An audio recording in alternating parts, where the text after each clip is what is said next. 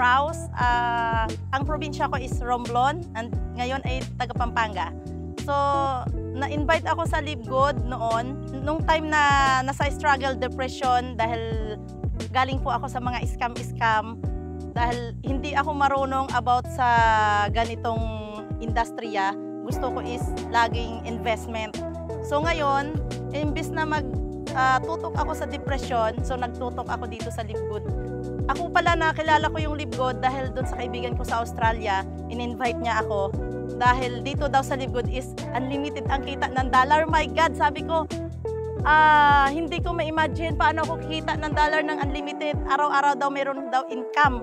So ang sabi ko, paano ako kikita ng dollar sa Live Good kung wala naman akong ginagawa? So ang ginawa ko, in-invite niya ako, nag-try ako. Ang time na yan, hindi ako marunong about sa mga invite kasi allergy po ako sa MLM, allergy ako sa invite.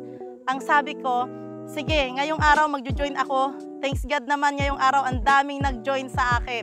Hindi ko alam na ang Live Good pala ay the best.